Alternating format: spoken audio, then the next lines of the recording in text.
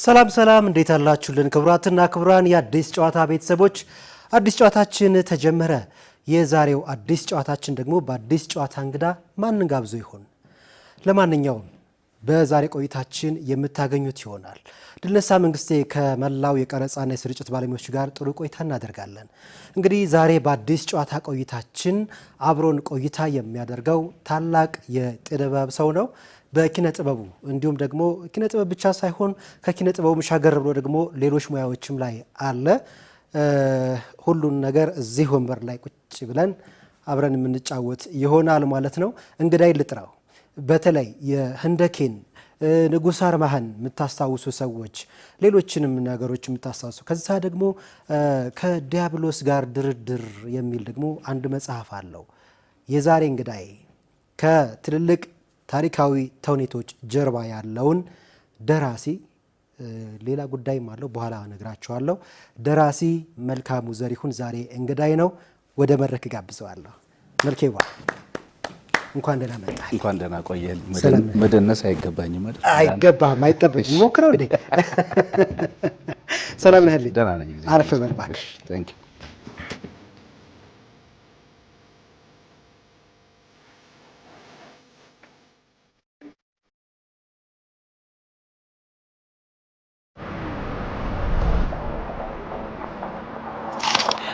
ስሙ የዛሬ ጋባዣችን ቴሌብር የሌለው ሰው።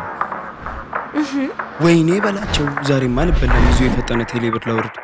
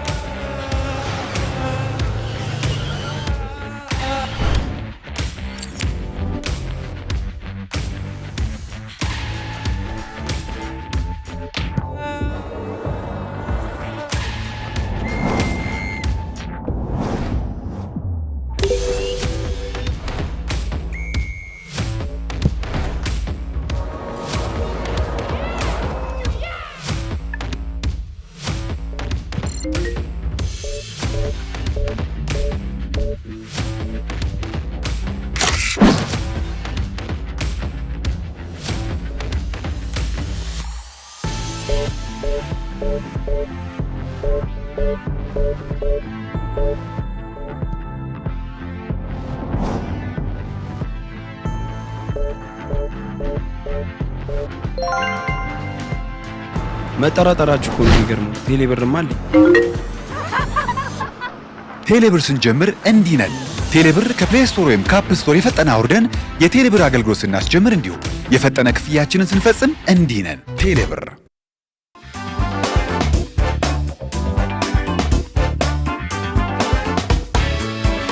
ክቡራን የአዲስ ጨዋታ ቤተሰቦች አሁን የምንገኘው የአዲስ ጨዋታ እንግዳ ላይ ነው። እንግዳይን እንግዲህ በተመለከታችሁት መልኩ ተቀብለናል። ጥሩ ቆይታ እናደርጋለን። እናንተ ብቻ ከኛ ጋር ሆኖ ይህንን ዝግጅት ደግሞ ወደ እናንተ እንድናደርስ አጋራችን የሆነውን ኢትዮ ቴሌኮምን በዘመን ገበያ በኩል አብሮን እየቆየ ነው የሚገኘው። ዘመን ገበያን እጅግ አድርገን እናመሰግናለን። አሁን በቀጥታ የምናልፈው ወደ እንግዳችን ይሆናል። አብራችሁን ቆዩ። መልኬዋ ደህና ነህልኝ? ደህና እግዚአብሔር ይመስገን። ስቱዲዮአችን እንዴት አገኘው? ቆንጆ ነው። አሪፍ ወደዋል? አዎ። አንተ በእርግጥ ደንበኛ ነበርክ ከዚህ በፊት ትንሿ ስቱዲዮ ከዓመታት በፊት ያኔ የመጣው ለመጽሐፍህ ነበር ልትነግረን። አሁን ደግሞ ከመጽሐፍ እልፍ ብለህ ስለ ተውኔት ልናወራ ነው። እውነት።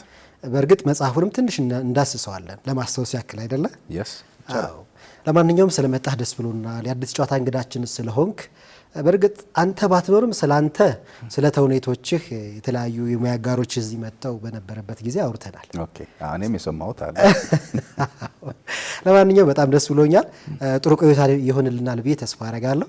ስለዚህ ጨዋታችን ግን የምንጀምረው እንደው ለምሳሌ ዛሬ መልኬ የት ነው የነበረው? ወደዚህ ከመምጣቱ በፊት ምን ሁኔታ ላይ ነው የነበረው? እሺ፣ እንግዲህ እናንተም ጣቢያውም በድጋሚ ስለጋበዛችሁኝ በጣም አመሰግናለሁ። እንግዲህ የት ነበርክ ላልከኝ አሁን አዲሱን ተውኔቴን ወህኒ አምባ የሚባለውን ተውኔት ጠዋት እየተለማመድን ነበረ። እንግዲህ ከዛ ነው ቀጥታ ወደዚህ የመጣሁት። የመልኬ የየቀን ሩቲን ስራዎች ምን ሊሆኑ ይችላል? እንግዲህ ሩቲን ብዬ የምቆጥራቸው ስራዎች ያው በዋነኝነት መጽሐፍ ነው በተገኘው አጋጣሚ። ከዛ በተረፈ እንግዲህ ጠዋት ያው ባለቤቴንም ልጆቼንም ስራ እና ትምህርት ቤት አደርሳለሁ። ተመልሼ ቤቴ ገብቼ መጽሐፍ ነው እንግዲህ እንደዚህ የሚዘጋጅ ወይ የሚሰራ ስራ ከሌለ ውጪ። ጋዜጠኝነትን ተምረሃል። በፕሬስ ወይም ደግሞ ምንድነው በጋዜጣ ነው የተማርከው። ከዛ ደግሞ በሬዲዮ ፕሮዳክሽን፣ በሬዲዮ ደግሞ ልክ እንደዚህ ነበር። ከዛ አሁን ደግሞ የመጽሐፍ ደራሲውን አገኘን። ከዛ ተውኔት ጸሐፊውን ደግሞ አገኘን። ዛሬ የመጣው መልኬ የትኛው? ሁሉም የጠራቸው ሁሉ እዚህ ነው ያሉት። ሁሉም። ስለዚህ ሁሉንም ይዘህ ነው የመጣው። እንግዲህ እስከ ጠየከኝና እስከ መለስኩ ድረስ ይመስለኛል። በጣም አሪፍ። ከዲያብሎስ ጋር ድርድር የተሰኘ ልቦለድ መጽሐፍ ጽፈ ነበር እና እሱ መጽሐፍ ጭብጡን እንደው ብታስታውሰንና ወደ ቀጣይ ጨዋታችን ብንሄድ። ከዛ በኋላ አቀባበሉ እንዴት ነበር? ድጋሚ ታትሟል ወይ? ሌሎች መጽሐፎች አሉ የሚለውንም አብራ ያይዘ ንገረን። የመጽሐፉ ዋና ካራክተር አባይ ነው፣ ወንዙ ነው። ያ ወንዝ ከጥንት ከታሪካዊ ዳራው ተነስቶ አሁን ድረስ ያለውን የአባይን ታሪክ ወይ ደግሞ አባይ ለኢትዮጵያ፣ አባይ ከኢትዮጵያ አልፎ ተርፎ ለግብጽ የሚለውን ነገሮች የሚናገር ነው፣ የሚገልጽ መጽሐፍ ነው። እንግዲህ 2 ጊዜ ታትሟል። ከዲያብሎስ ጋር እንዴት ድርድር ይቀመጣል ሰው? እንግዲህ እንዴት መሰለ፣ ለኛ ነው ጥያቄው፣ ለሌላው ሳይሆን ለኛ። እኛ ከምንደራደረው አካል ጋር ተግባብተናል ወይ? አውቀነዋል ወይ? ተረድተን ነው ወይ? በተለይ አባይ ላይ የሚደረጉ ንግግሮች ምን መምሰል አለባቸው? ማለት ያ እዛ ጋር ሁሉ ጊዜ ራሱን በተለያየ መንገድ የቀያየረ ከሚመጣ አካል ጋር አፕሮቻችን ምን መምሰል አለበት ነው ጥያቄው። ሁሉ ጊዜ ያው ብዙ ጊዜ ይሄን ርዕስ ስታነሳ እንዴት የሚል ጥያቄ ነው ይኖራል። እንግዲህ ሽፋኑም ሀሳቤ ምንድን ነው እንግዲህ ደፍሮ ገልጦ መግባት ነው። እዚህ ላይ ከቆመ ኢሳብቱሂም የሰውየው ጉዳይ ነው የሚሆነው። ከዚህ ዘሎ ግን ከገባ ምን ማለት ነው የሚለው መልስ እዛ ውስጥ እንዲያገኘው ነውና ትንሽ ድፍረትም የተቀላቀለበት ይመስለኛል። ግን ተሳክቷል። አዎ በስተመጨረሻ ምክንያቱም አሁን ታላቁ የኢትዮጵያ ህዳሴ ግድብን ተገንብቶ ተጠናቆ ተመርቆ ኃይል እያመነጨ ለጎረቤት ሀገር እየተሸጠ ያለበት ጊዜ ላይ ነው የምንገኘው። አንተም ደግሞ በዚህ መጽሐፍህ ተሻገረህ ስለ ግብጽ ብዙ ነገር ነግረህናልና እነዚህ 2 ስሜቶች እንዴት ናቸው የሚለውን እንደው ብናየው ምንድነው መሰል መጽሐፉ በህዳሴው መቆም የለብንም ነው። ህዳሴው አንድ ግብ ነው፣ ግን ሌሎች ተጨማሪ ግድቦችን በየመንደሮቻችን መስራትና ውሃችን የኛ መሆኑን የራሳችን መሆኑን ማሳየት መቻል አለብን ነው። ያንን ስናደርግ ነው ያ ያልኩ ቅድም የጠቀስኩልህ አካል ወደ ህሊናው ወደ ራሱ መጥቶ ለካ ውሃውም ባለቤት አለው፣ ግድቦቹም ባለቤት አላቸው። ስለዚህ ከዚህ ጋር አብረን እንዴት ነው መሄድ ያለብን የሚለውን ነገር ማምጣት የሚቻለው እና ያን ማለት ነው ለማለት ነው የተሞከረው። እርግጥ ነው ይሄ አንድ ትልቅ ስቴፕ ነው፣ ግን ይቀራል። በጣም ደግ ሀሳብ ነው። እንግዲህ ሁለቱም ጥሩ ስምረት ላይ ናቸው ብዬ ማሰብ እችላለሁ። እንዳልኩህ ዛሬ ሁሉም ኮፍያዎች አሉ ብያለሁ መጀመሪያ ስንጀምርና በጋዜጠኝነቱ ምን ያህል ሰራህ? በጋዜጠኝነቱ ያው ከመማር እንደ ቅድም እንደጠቀስከው ከፕሬስ ጆርናሊዝም እና ሬዲዮ ጆርናሊዝምን ተምሬ ግፋቢል ጋዜጠኝነቱን 2 ዓመት ወይ ከ2 ዓመት በላይ አልሰራው። እንግዲህ ሬዲዮ ፋና የተወሰነ ይሄንን 2 ዓመት እዛ ነው የሰራሁት በጋዜጠኝነት። ከዛ በኋላ ግን ወደ ራሴ ስራ አዘንብዬ ትቼዋለሁ። ጽሁፉ እና ሌሎች ነገሮች ሳቡህ ወይስ? አስቀድሜ ያው ንጉስ አርማን ከ25 ከ24 ዓመት በፊት ሰርቼዋለሁ። ከዛ በኋላ ነው እንግዲህ ወደ ትምህርቱም ወደ ጋዜጠኝነቱም የመጣሁትና ጋዜጠኝነቱ ሲከብደኝ ልበል ወይ ደግሞ ከኔ የተሻሉ ጋዜጠኞች መኖራቸውን ሳቅ አዋጣኝ ብለህ ነው ብዬ ለእናንተ ለቅቄ ወደ ስነ ጽሁፉ ገባሁ። እሺ ይሁን። ለማንኛውም ምክንያቱም ሲመስለኝ አድልተህ ነው ጽሁፏ ትበልጥብኛለች ብለህ አድልተህ ይመስለኛል። ይሆናል። እሺ ስለዚህ አሁን የመልክ የመተዳደሪያ የሙሉ ጊዜ መተዳደሪያ ምንድን ነው ማለት እንችላለን? በአሁኑ ጊዜ ስነ ጽሁፍ ነው የምለው። የመልኬና የቲያትር ትውውቅ መቼ ነው የተጀመረው? እንዴት ነው የተጀመረው? አጋጣሚ ሆኖ አባቴ እንግዲህ የዚህ ባህል ሚኒስቴር አካባቢ ነበር የሚሰራ ድሮ ማለት ነው እና አዳዲስ ቲያትሮችን የማየት እድሉ ነበረኝ። ብሔራዊ ቲያትር በተለይ ደግሞ ራስ ቲያትር የነበረ ጊዜ አልፎ አልፎ ሀገር ፍቅርም እንደዛ አይነት አጋጣሚዎች ነበሩና እነዛን የማየት ሁልጊዜ ምልህ እሁድ ወይም እንዲሁ ባዘቦቱም ቀን የማየት እድሉ ስለነበረኝ እኔስ ብሆን እኔስ ብጽፍ እኔስ ባደርግ የሚል ነገር አለ አይደል? የልጅነት ስሜት ያ ይመጣል። ስለዚህ ያን ጊዜ የተፈጠረ የተያያዘ ስሜት ነው የመጣው። ከዛ የመጀመሪያ ጽሁፍህ የትኛው ሆነ? ንጉስ አርማ ነው መጀመሪያ ቲያትሬ ንጉስ አርማ ነው። በከባድ ነው የጀመርከው መልኬ፣ በደንብ ታውቀዋል። እንግዲህ ስትጀምር እንደዛ አይደለም፣ ይከብዳል ብለህ አይደለም እንግዲህ እችለዋለሁ ብለህ ነው የምትጀምረው። ግን ትልቅ ስራ ሆነ። ያ ደግሞ ያን ጊዜ በነበረው የኔ አቅም ብቻ ሳይሆን አካባቢ ያሉትንም አቅሞች መጠቀም አለብኝ የሚል የራሴ አጋጣሚውም ሰጠኝ ያንን ነገርና ጽፌ መጀመሪያ ለመሰረት ህይወት አሁን የንጉስ አርማ ረዳት አዘጋጅ ያጎረቤትም ስለነበርን ሰጠኋት።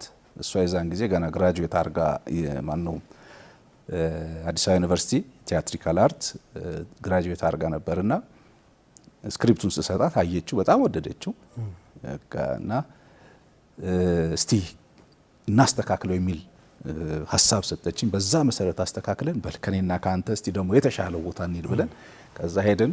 በአጋጣሚ አሁን የለም ኢትዮጵያ ውስጥ የለም ይመስለኛል፣ ሳህሉ ኪዳኔ የሚባል በጣም ጎበዝ የቲያትር ዳይሬክተርም ተርጓሚም ነበር።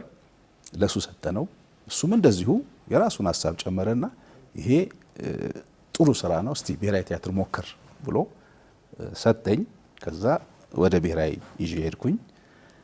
እውነት ለመናገር ወዲያው አውቶማቲካሊ ወደ መድረክ ነው የወጣው። ብቻዬን የተወጣሁት ስራ አይደለም። እንዲህ የሚገባቸው ሰዎች ይሄን አድርገው ነው ወደዛ የሄደው። እንደው ትንሽ ብናየው ደስ ይለኛል ይሄንን ንጉስ አርማን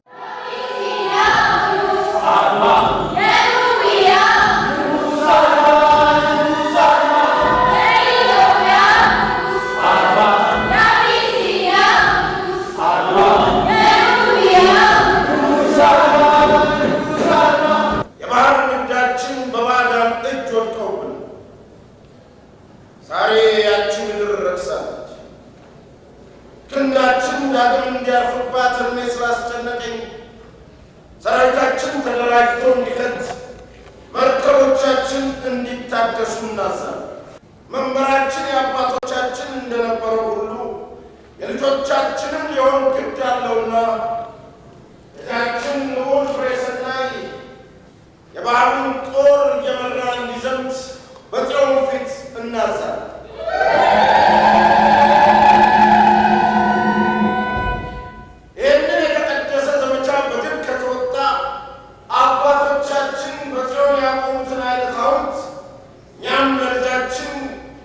የጀግና ሐውልት ልናቆምለት በጽዮን ፊት ቃል እንገባለን።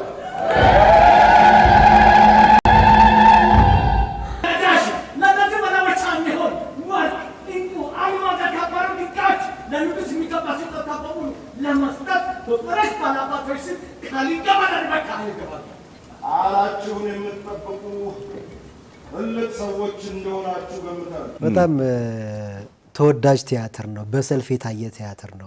ሌላው ቀርቶ ሁለተኛ እንኳን አሁን ተዘጋጅቶ ሲታይ በጣም ብዙ ተመልካች ነው ከብሔራዊ ቲያትር የተመለሰው አይደለ? በመጀመሪያው ቀን የመጀመሪያ መክፈቻው ጊዜ በመክፈቻው ቀን ከዛ ይቅርታ ሁሉ ተጠይቆበታል ስለተመለሱ ሰዎች እና ስለ ንጉስ አርማህ እንድትጽፍ ያነሳሳህ ምክንያት ከዛ በኋላ ወደ ቲያትር ቤት ደግሞ እንዴት ተደርጎ ሰው ጋር ሲቀርብ ደግሞ የነበረው ምላሽ ሁለቱን እስኪ አገናኝልኝ። እንግዲህ መጀመሪያ ያው ቅድም ባወራነው መሰረት ለመጻፍ መሞከርና ምን ልጻፍ ሁለት የተለያዩ ነገሮች ናቸው። ግን የንጉስ አርማህ ታሪክ ደግሞ በጣም ከሚመስጡኝ ታሪኮች አንዱ ነው። ምልህ ብዙ ጊዜ እኮ ይወራል፣ ትሰማዋለህ፣ ጋዜጣ ላይ ታየዋለህ፣ ምን ትላለህ፣ ግን የታሪኩን ግዝፈት ያህል አታገኘውም ብዙ ቦታ ላይ። ይሄ አንዱ ነገር። ሁለተኛው ነገር ደግሞ ያን ጊዜ እንግዲህ ከ24 ከ25 ዓመት በፊት ከዛም ቀደም ባለው ጊዜ እኛ ልጆች ሆነን ምን ነበር መሰለህ ያው የኢትዮጵያ ታሪክ 100 ዓመት ነው 100 ምናምን የሚባል ፖለቲካው ላይ በጣም የሚጮህ ነገር ትሰማለህ። እውነት ግን የዚች ሀገር ታሪክ 100 ዓመት ነው ትጠይቃለህ። ስለዚህ ከዚህ ከ100 ዓመትም ያለፈ ትልልቅ ታሪኮች ያላትን ሀገር ማሳነስ ምን ለማን ትርጉም ይሰጣል? ወይስ ማን ነው ከዚህ ቢጠቀመው የሚለውን ነገር ስታሰላስል ለመጻፍ ደግሞ የበለጠ ጉልበት ይሆናልና ጻፍኩት። ከዛ እንግዲህ ባልኩ መንገድ ተሻሽሎ ብሔራዊ ቲያትር ቀረበ። ያን ጊዜ የሚገርምህ የተወኑበትም ተዋናያን በጣም ግዙፎች ናቸው፣ ትልልቅ ተዋናያን ናቸው። አዘጋጁም እንደዛው በጣም ትልቅ አዘጋጅ ነው፣ ማን ያዘዋል እንደሻው። እና ወደ መድረክ ሲመጣ እውነት ለመናገር ልክ መጀመሪያ አሁን በድጋሚ መጥቶ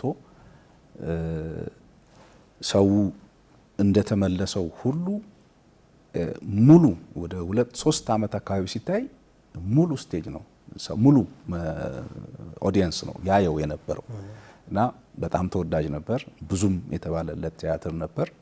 በደንብ ሳይጠገብ ማለት ይቻላል። ምክንያቱም ከዛ በኋላ ሌሎች ቲያትሮች መውጣት ስለነበረባቸው ንጉሥ አርማ ማለት ቆሟል መታየቱ። ተቀባይነቱ ጥሩ ነበር እላለሁ።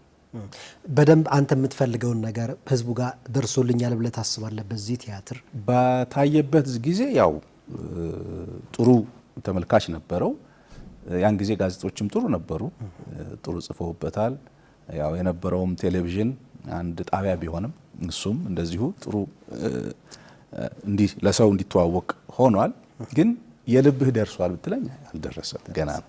አሁንም ገና እየታየ ነው፣ መታየትም አለበት ብዬ ማስበው ታሪክ ነው። ባለህ መጠን ነው የምትመነዝረው፣ ዛሬንም ነገንም የምትመነዝረው እና ከታሪክ ማይማር ትውልድም በለው ከታሪክ ማይማር መሪም በለው ከታሪክ ማይማር ምሁርም በለው ያው በኋላ የተሰራውን ስህተት መድገም ነው የሚሆነው። ያንን ላለመድገም ታሪክን ማወቅ እንደ መሪ ጥንቁቅ ያደርጋል፣ እንደ ህዝብ ደግሞ አስተዋይ እንድትሆን ያደርጋል። እንደ ምሁር ደግሞ ብዙ የምትናገራቸውና የተሻሉ ነገሮችን የምታብራራበት አቅም ይፈጥርልሃል። ከዛ በተረፈ እኮ ታሪክ ተረት ነው፣ በቃ ኦልሬዲ አልፏል። የሆነ ጊዜ የሆኑ ሰዎች የሰሩት ነገር። ሌላኛው ትልቁ ስራህ ደግሞ አሁንም ብዙ ባለሙያዎች ጋሽ ጌትነት ነው ጭምር የተሳተፉበት ህንደኬ የሚለው ቲያትር አለና ህንደኬንም ጥቂት አይተነው ምናልባት ከዛ ደግሞ ትንሽ ብናወራ ደስ ይለኛል። ትስማማለህ አይደል? በደንብ እኔም ናፍቆኛል ህንደኬ። የምትይው ነገር ካለሽ የመጨረሻ እድል ሰጥሻለሁ። ምንም የለኝ፣ ብቻ እንደ ንግስት ላደረስኩብህ በደል ሁሉ እንደ ንጉስም ባይሆን እንደ ወንድም ይቅር በለኝ። መጣንልሽ።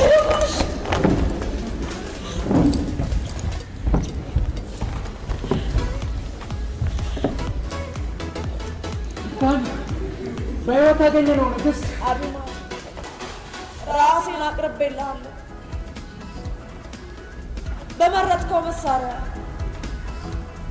እንደተመቸህ ግደለኝ።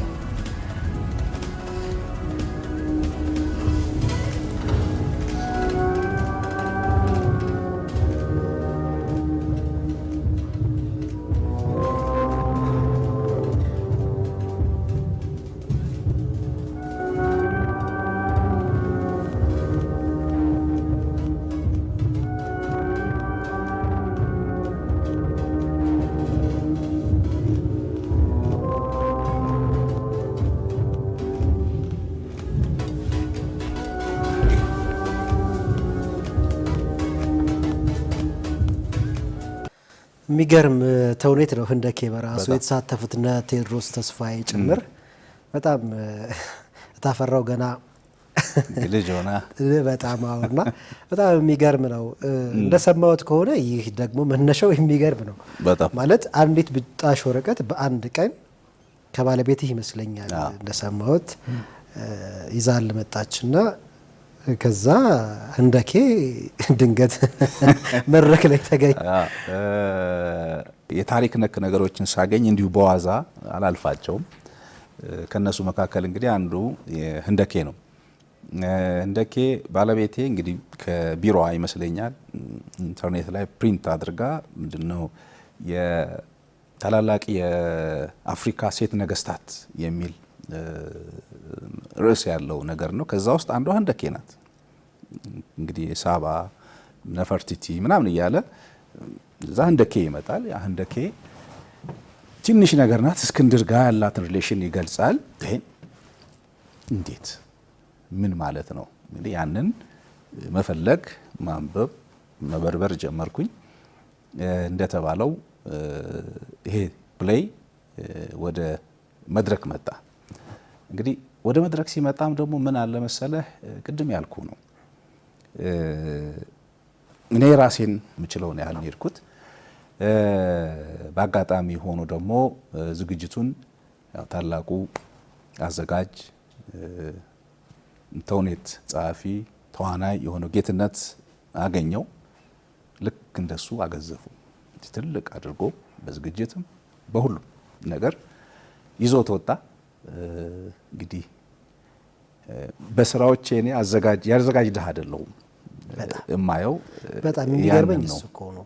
የመጀመሪያውን ለምሳሌ የንጉሥ አርማሃን ማን ያዘዋል ማን ያዘጋጀው፣ ከዛ ዶክተር ተሻለ አሰፋ ደግሞ ድጋሚ ያዘጋጀው በወቅቱ አሁን ትልቅ ተጽዕኖ የፈጣሪ የሆነ አዘጋጅ ነውና እሱ ብዙ ጊዜ እሱ እንደዛ አትግለጹኝ ይላል። አንድ ሰበዝ ነኝ ይላልና ይገርመኛል። ከዛ ደግሞ ቅብብሎሹም ይገርማል። ቅብብሎሹም እንግዲህ ማኔ ተሼን አስተምሮታል።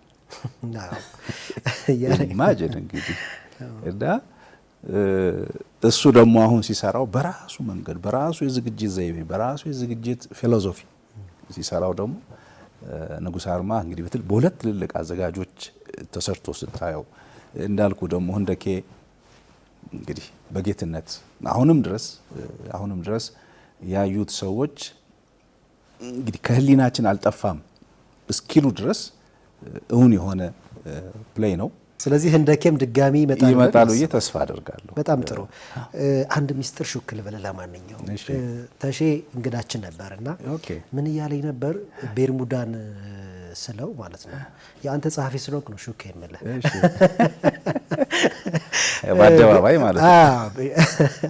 ቤርሙዳን ጽፍ ያለው ግን ደግሞ የአንድ የበዓሉ ግርማ ሌላ ድርሰት አለው እና እሱ ድርሰት ከአድማስ ባሻገር እሱን ደግሞ ተጽፎ ቢመጣልኝ እንዴት በቃ ማዘጋጀት የምፈልገው ነው። ከዚህኛው በላይ በጣም የሚመስጠኝ ታሪክ አለው ውስጡ ያለው ነገር እያለኝ ነበርና እችን ሹክ ልበል ብዬ ነው። እስቲ እንግዲህ እንዳስብበታለን። ታሪክ ስለምትወድ ነው። ለማንኛውም በዚህ አጋጣሚ ግን ይህንን ምዕራፋችን ከማጠናቀቃችን በፊት ስለ የኛ እድር ኮሜዲ ሳቴር ኮሜዲ ነው አይደለ? እሱን ጥቂት ነካውና ወደሚቀጥለው ምዕራፍ እና ማጠናቀቂያችን እንሄዳለን። እሺ። የኛ እድር ያው ሳታየር ኮሜዲ ነው። ሶሻል ክሪቲክስ የምትለው አይነት ፕሌይ ነው። የኛ እድርን ለየት የሚያደርገው ምን እንደሆነ ታውቃለህ? የከፈትነው ባህር ዳር ነው። ባህር ዳር ነው። ስናስበው ይቻላል። ምንም ብዙ ከባድ አልነበረም። እንደውም እዛ አካባቢ የነበሩ የኪነ ጥበቡ ቤተሰቦችም ያን ጊዜ ወቅቱም የነበረው መንግስትም በለው የክልሉ እልል ብለው የተቀበሉን ስራ ነበር እና በባህር ዳር ነው የከፈትነው። ከዛ በኋላ አዲስ አበባም ብዙ አልታየም። ሜቢ አንዴ ወይ ሁለቴ ነው ያሳየነው አዲስ አበባ። ከዛ በኋላ ወደ ክልል ከተሞች ላይ ወደ 40 አካባቢ መድረኮች ሰርተናል። ከዛ በኋላ ለንደን ታይቷል አንድ ሁለት መድረክ፣ ከዛ አሜሪካም አንድ ይሁን ሁለት መድረክ ታይቷል እና ይሄን ይመስላል ፕሌው።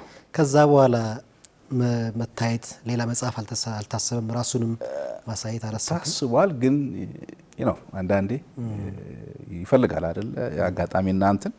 ስለዚህ እስቲ ጊዜው ሲደርስ መውጣት የሚችል ስራ ይመስለኛል።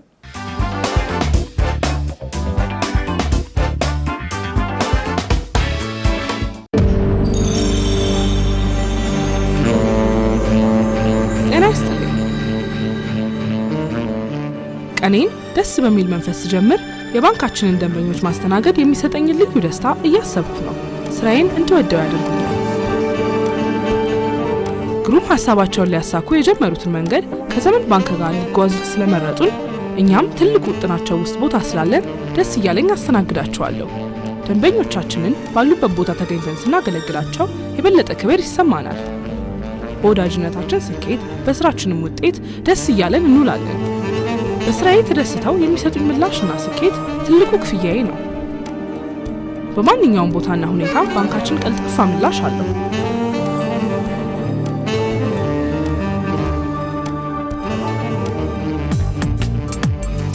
ዘመን ባንክ የላቀ አገልግሎት ማዕከል።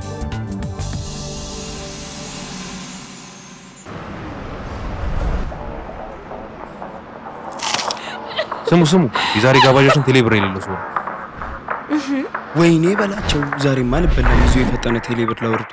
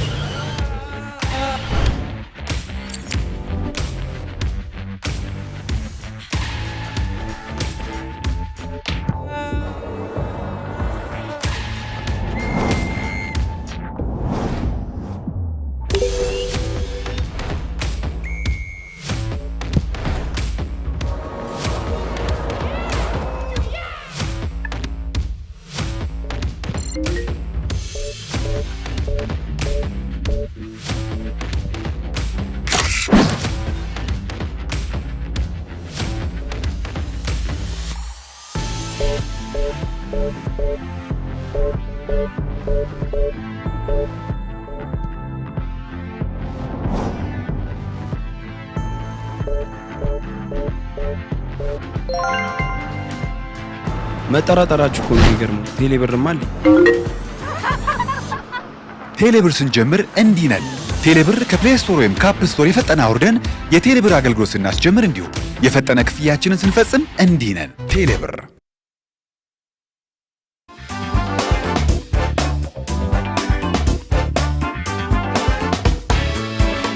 ክቡራትና ክቡራን የአዲስ ጨዋታ ቤተሰቦች ወደ እናንተ እየደረሰ ያለው የአዲስ ጨዋታ እንግዳ ጊዜያችን ነው። አሁንም በቆይታችን እየተደሰታችሁ እየተዝናናችሁ እንደሆነ ተስፋ እናደርጋለን። ይህንን ዝግጅት ደግሞ ወደ እናንተ እንድናደርስ ኢትዮ ቴሌኮም በዘመን ገበያ በኩል አብሮን ቆይታ እያደረገ ይገኛል። ኢትዮ ቴሌኮምን በዘመን ገበያ በኩል አብሮን ስለሚሰራ ከልብ አድርገን እናመሰግናለን። ቆይታችን እንቀጥላለን። መልኬዋ ወደ አዲሱ የምስራችህ ልንመጣ ነው። አዲሱ የምስራችህ እኔ 3 ነገሮች ይታዩኛል። አንደኛ ታሪኩ ያልተደፈረ ያልታየ ትልቅ ጉዳይ ይመስለኛል። ዝም ብዬ በተለይ ፊርማችሁ ወይም ደግሞ ለህዝብ ያሳውቃችሁበትን ካየው በኋላ። ሁለተኛው በአዲስ ምንድነው ቤተ ትዕይንት እንበለው ይቻላል፣ በዛ ነው በተመጡት። ሶስተኛው ነገር ደግሞ ትንሽ በተለያየ ምክንያቶች ራቅ ብሎ የቆየውን ሌላኛውን ትልቅ አዘጋጅ ዳጊን ጋር የተገናኛችሁበት ነውና መጀመሪያ እንኳን ደስ ያለ። አሜን። እንኳን አብሮ ደስ ያለን። ወህኒ አምባ ምንድን ነው? ወህኒ አምባ ያው ቀጥታ ትርጉሙን ከወሰድከው ሮያል ፕሪዝን የሚሉት ወይ ደግሞ ነገስታት ብቻ የሚታሰሩበት ቦታ ነው። ይሄ ቦታ በኢትዮጵያ ውስጥ በኢትዮጵያ ታሪክ ውስጥ ያን ያህል ብዙ አዲስ አይደለም። የነበረ ነገስታት ገለል ተደርገው በተለይ ነገስታት ልጆች ገለል ተደርገው የሚቀመጡበት ስርዓት ከአክሱምም በፊት በነበሩ ጊዜያቶች ነበሩ። ይሄ ስራ ለምሳሌ ደብረ ዳሞ አንዱ ነገስታትን ገለል አድርጎ ለማስተማር ለማሳወቅ ከዛ ለማብቃት በተለያዩ የስኪልስ የዚህ የጦር ሜዳውን በለው የእውቀቱ ክህሎቶች በሁሉ ክህሎት ገለል ተደርገው አውቀው ከዛ ተመርጠው ነው ወደ ንግስና እንዲመጡ የሚደረገው። ግሸን አምባ አንዱ የሸዋ ዘመን ኦልሞስት ኮሌጅ ወይ ደግሞ ትምህርት ቤት ግን ማንን ነገስታትና የነገስታት ልጆች እዛ ተይዘው ታስረው አንዳንድ ጊዜም ታድነው ምክንያቱም የፖለቲካል ይሄ አንረስት ምትሏል አይደለ አንዱ መስፍን ይዞ ገሌ ነው የሚነክሰው ገሌ ነው የሚነክሰው የሚለውን ትግል ለማጥፋት ቢኮዝ በዛ ብዙ ክፍያ ተከፍሏል በዚች ሀገር ላይ እና ያንን ለማጥፋት እዛ ይወሰዱ ነበር። ከዛ በጎንደር ጊዜ ደግሞ ስትመጣ ወህኒ አምባ የሚባል ቦታ ላይ ነገስታት ይታሰሩ ነበር። ይሄንን ለመግለጽ የኢትዮጵያ ልዩ የሆነ ታሪክ ላይ የተመሰረተ ስራ ነው። የሚገርምህ ይሄ ታሪክ ያውኛ እንግዲህ አይሮን ለታሪክ ብዙም ትኩረት ካለ መስጠት ሊሆን ይችላል እንጂ በዓለም ደረጃ እጅግ የታወቀ ታሪክ ነው። ለምሳሌ ራሴላስ የሚል መጽሐፍ ሳሙኤል ጆንሰን ጽፏል። በ17 ምናምን አካባቢ የተጻፈ መጽሐፍ አለ። ያ መጽሐፍ ስለ አንድ ኢትዮጵያዊ ልዑል ወይ ደግሞ ንጉስ የንጉስ ልጅ አምልጦ ከዚህ ከወህኒ አምባ በዚህ በእግሩ ሱዳን አቋርጦ ካይሮ ከዛ ምንድነው ስሙ አውሮፓ ለንደን ገባ ብሎ የጻፈው ታሪክ ነው። ይሄ ታሪክ ግን ልብ ወለድ ነው። ይሄ ታሪክ ግን በእንግሊዝ የሥነ ጽሁፍ ታሪክ ውስጥ ዋርካ ወይ ደግሞ ፒላር ከምትላቸው መጽሐፎች መካከል ዓለም ላይ አሉ ከሚባሉ የሥነ ጽሁፍ ስራዎች መካከል አንዱ ነው። ይሄ እንግዲህ ዓለም በምን ያህል ደረጃ ይሄንን ታሪክ እንደሚያውቀው ለመግለጽ ነው። ከዛ በኋላ እንግዲህ ይሄ ታሪክ ልዩ የሚያደርገው በዚህ ደረጃ ተይዘው ነገስታት የተመረጡ ሲሾሙ የትም ዓለም የለም።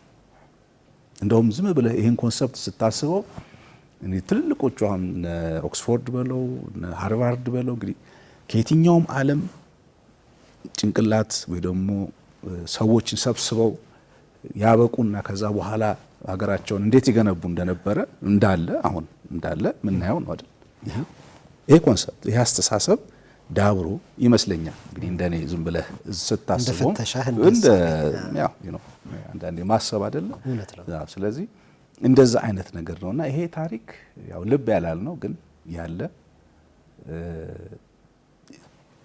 በፊት የነበሩ አባቶቻችን በትክክል የተጠቀሙበት እኔ ደግሞ እስቲ ቲያትር ቢሆን አንድም ታሪኩን ማስተዋወቂያ ነው፣ ሁለትም ደግሞ ምን ያህል እንግዲህ አንዳንዴ በምታቀርባቸው ነገሮች ውስጥ 3 4 5 ነገስታት ቁጭ ብለው ሲያወሩ ምን ይመስላል? ይሄንን እስቲ ሲከፈት አብረን ምናየው ነው። ቅድም ያልኩ ደግሞ ያዘጋጅ ደህ አይደለሁም አልኩ አይደል? አሁን ደግሞ ዳግማዊ አመለወርቅ ፈይሳ ይህን ዝግጅት ወስዶ እየሰራው ነው። እንግዲህ ሲወጣ አብረን እናየዋለን። መቼ ይወጣ ይሆን? እንዳቀድነው ከሆነ በ2 ወር ከ2 ወር እስከ 3 ወር ባለው ጊዜ ውስጥ ኦልሬዲ ልምምዱ ተጀምሯል። ካስትን ተደርጎ በሂደት ላይ ነው ያለው ይመስለኛል። ቲያትር ቤቱም ቅድም እንደጠቀስከው አዲስ ነው። ሰሞኑን የፕሬስ ሪሊዝ ይኖራል። ትኖራላችሁ እየተስፋ አደርጋለሁ። ስለዚህ ያን ጊዜ በደንብ በትክክል እናውቀዋለን። ግን 3 ወር በአዲሱ የህፃናትና ወጣቶች ቲያትር አዲሱ ህፃናትና ወጣቶች ቦታው ይመቻል። እንዴት ነው? የሚገርምህ አይተነዋል። ሲመረቅም አይቻለው። እንደገና ደግሞ ለስራውም ብለን እኔም አዘጋጁም ሄደን አይተነዋል። ቲያትር አዳራሹ ይዞት የመጣቸው በረከቶች አሉ። በጣም ጥሩ በረከቶች ያሉት አዝዌል አሁን እኛ የምናውቀው የቲያትር አዳራሽ አይደለም። በተለይ መድረኩ ያ ደግሞ ምን ይመጣል መሰል ክሬቲቪቲ እና የተሻለ አስበህ መድረኩን በትክክል የመጠቀም እድል ይኖራልና ስለዚህ ለዝግጅት የተለየ ቴክኒክም ልትሞክሩበት እድል አላችሁ። በጣም ብዙ ስለዚህ ይሄ መልቲሚዲያ የሚባለውን ነገር እንጠብቅ። አብሮ እዚህ ቲያትር ብዙ ነገር ጠብቅ፣ ከዛም ያለፈ ነገር ጠብቅ። እነማን ወደ መድረክ ይመጡ ይሆን? እንግዲህ አሁን ይሄ በሂደት ያለ ነው። እየሰራም ያለው ተቋም ራስ ቲያትር እንግዲህ አንጋፋው የድሮው ራስ ቲያትር ወደ ቦሌ መጥቶ ከዛ መጥቶ ይሄንን ስራ በኃላፊነት እየሰራ ነው ያለው። ፕሮዳክሽኑ ማለት ነው። ፕሮዳክሽኑ ያ ደግሞ እንግዲህ ያንን ስፕሪት እነዛ ትልልቅ የምትላቸው አክተሮች አሉ አይደል? ያን የነበሩት የነሱ ስሜትም እንዲኖርበት ከዛ ግን ያው ወጣትና አዳዲስ አክተሮችም የሚሳተፉበት ነው የሚሆነው። እንግዲህ ጊዜው ሲደርስ በደንብ አብረን ምናየው ይሆናል። ስም ትንሽ አትነግረንም? እንግዲህ እንዴት አለ መሰለህ፣ ለምሳሌ እነ ይገረምን መጠበቅ ትችላለህ። መስኪም ዳር እያለች መስከረም እና የመሳሰሉት ሌሎችም አሉ። ተስፋዬ ሲማንም አይቻለሁ። ተስፋዬ ሲማም አለ። ትክክል። ሰሞኑን ልደቱን እያከበራችሁ ሰርፕራይዝ ያደረጋችሁት እሱንም አይተሃል። አይኔ እንግዲህ ያው ሚስጥር ለማድረግ ነበር፣ ግን ያው አለ ተስፍሽ። እንግዲህ አንጋፋ ያልኩ አንዱ እሱ ነው። እሱን ማግኘት በራሱ ትልቅ ነገር ነው እና ሌሎችም በጣም ጥሩ። እንግዲህ መልካም እድል ይሁንላችሁ ማለት እፈልጋለሁና ለምንድን ነው ታሪክ ላይ በቃ የሙጥኝ ያልከው የሚለውን ባጭሩ ብትመልስልኝ። አጭር መልስ የለውም ግን በቃ ልክፍት ይመስለኛል። መጽሐፉም ይቀጥላል አይደለ? ይቀጥላል። እየተዘጋጀ ያለ መጽሐፍ አለ። ምን አለ ይመስል አሁን ራሱ መጽሐፉን አሁን ከዲያብሎስ ጋር ድርድር የሚለው መጽሐፍ ቲያትር አድርጌዋለሁ። ተቀይሯል። ወደ ስክሪፕት ቀይሬው እሱም እንግዲህ አይ ሆፕ ጊዜና አጋጣሚ ሲገኝ መድረክ ላይ የሚወጣ ይመስለኛል። ከዛ በተረፈ ደግሞ ልዑል መላኩ በያኔ የሚልም እንደዚህ በኪሊያር የሆነ ስቶሪ ነው። እሱም ያው ብዙ ማንናገርላቸው ግን ብዙ ነገር ደግሞ ለዚች ሀገር ካደረጉ ሰዎች መካከል አንዱ መላኩ በያን የሚባል ሰው ነው። ያ ሰው ያደረገው ተጋድሎ እውነት ለመናገር እንግዲህ ያው ሀገር የአንድ ሰው የሁለት ሰው ወይ ደግሞ የተወሰኑ ሰዎች እንትን አይደለችም፣ ውጤት አይደለችም። የብዙ ሰዎች አግሪጌሽን ድምር ውጤት አይደለ የሚሳይና ከነዛ ድምር ውጤት ግን ጎላ ብሎ ትልቅ ስራ ከሰሩ ሰዎች መካከል አንዱ መላኩ በያን ነው እና ያ መላኩ በያን አንዳንዴ ምንድን ነው ያልተዘመረለት የምትለው ነው። ትግሉ ከዚህ ከሀገር ውስጥ ጀምሮ በጣሊያን ጊዜ እስከ አሜሪካ የዘለቀ አሜሪካ ላይ ጥቁር አፍሪካውያንን፣ አሜሪካውያንን፣ ጃማይካዎችን አስተባብሮ ፓን አፍሪካኒዝምን ትልቅ ደረጃ ላይ ያደረሰ ሰው ነው። ቲያትር መክፈት ብቻውን የቲያትር ጊዜ ያመጣል ብዬ አላስብም። የቲያትር ጊዜ ምልህ ተመልካች መምጣት አለበት። ቲያትሮች መተዋወቅ አለባቸው። ቲያትሮች ላይ መወራት አለበት። ምልህ የቲያትር ባህል ወደ ነበረበት። በእርግጥ ቲያትር የተለየ ሚዲየም ነው፣ ከሁሉም ሚዲየሞች ይለያል። ስለዚህ ያ ነገር በደንብ መብላላትና ከዛ ሰው በምንድነው በፕሮግራም ወደ ቲያትር ቤቶች መሄድ ሲጀምር ያን ጊዜ የቲያትር ጊዜ ይመጣል ብለን እናስባለን። አሁን ባለው ሁኔታ ግን አይ ዶንት ቲንክ ሶ። በጣም አመሰግናለሁ። የመጨረሻ የምን ጊዜም ምርጦችን የምትነግርበት ጊዜ ላይ ነው አሁን የምንገኘው። ስለዚህ ለደራሲና ጸሐፊ ተውኔት መልካሙ ዘሪሁን የተወሰኑ ጥያቄዎች አሉኝ። ኦኬ።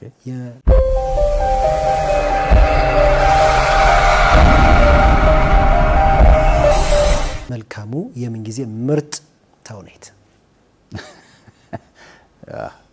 ለራስ አይደለ እንዳትለኝ እንጂ ንጉስ አርማ ተቀብለናል። እሺ ካንተ ውጭ መጨመር ትችላለህ ከፈለክ። እንትን ቤርሙዳ ያንተ የምን ጊዜ ምርጥ አዘጋጅ? እኔ ለማን ትንሽ አደላለሁ ይመስለኛል። እንግዲህ የመጀመሪያም ስለሆነ ሊሆን ይችላል። ግን የሱ ስራዎችን ማን ያዘዋል እንደሻው እንግዲህ ማኔ እያልን ጋሽ ማኔ አሁን እንግዲህ እንደዛ ለሱ ማደላ ይመስለኛል። የመጀመሪያም ስለሆነ ይሁን የሱን ስራዎች አሳዶ ማየት መርጣለሁ። አታዩ ተዋናይት እና ተዋናይ ፍቄ ነው፣ ፍቃዱ ተክለማርያም። አፈሩን ገለባ ያድርግለትና ለእኔ ትልቅ ድንቅ ምልህ ብቃቱም እስካሁንም ወደር ያላገኘሁለት ብዬ ማስበው እና እሱን ነው ማስበው። ሴት ካልከኝ እንግዲህ ታፈራ። መልካም። የአንተ የምን ጊዜ ምርጥ መጽሐፍ?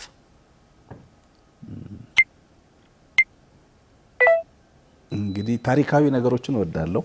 ታሪክ ነክ የሆኑ ነገሮች ፒላርስ ኦፍ ዘ እርዝ የሚል አንድ መጽሐፍ አለ ሁሉ ጊዜ ማነበው በቃ ኬን ፎሌት የጻፈው እና እሱ መጽሐፍ ወደዋል።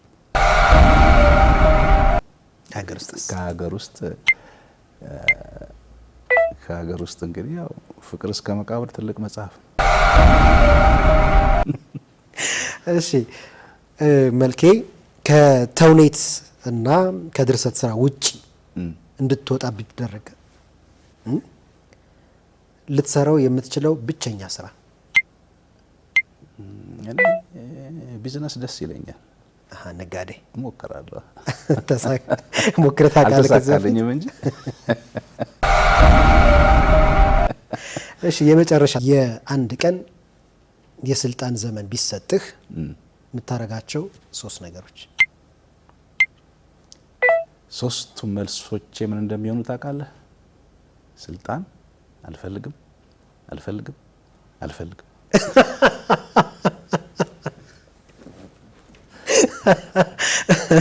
ስልጣን አልፈልግም ያለ የመጀመሪያ። መልካም እሺ፣ በጣም ነው የማመሰግነው።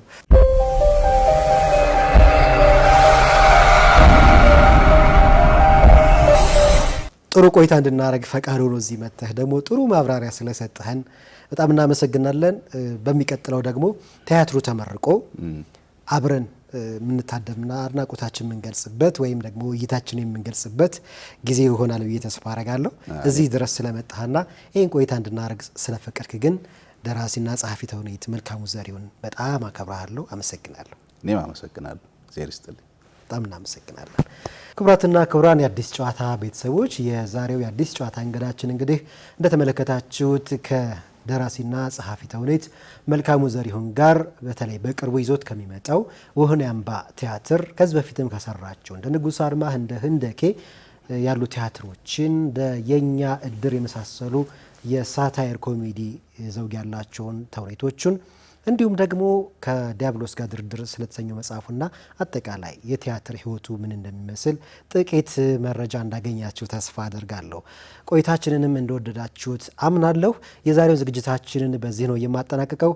ድልነሳ መንግስቴ ነበርኩ። መላው የቀረጻና የስርጭት ባለሙያዎች ደግሞ አብረውኝ ነበሩ። ሳምንት በሌላ ዝግጅት እጠብቃችኋለሁ። ሳምንታችሁ የሰላም፣ የፍቅር፣ የጤና ይሁን። ሰላም ለኢትዮጵያ።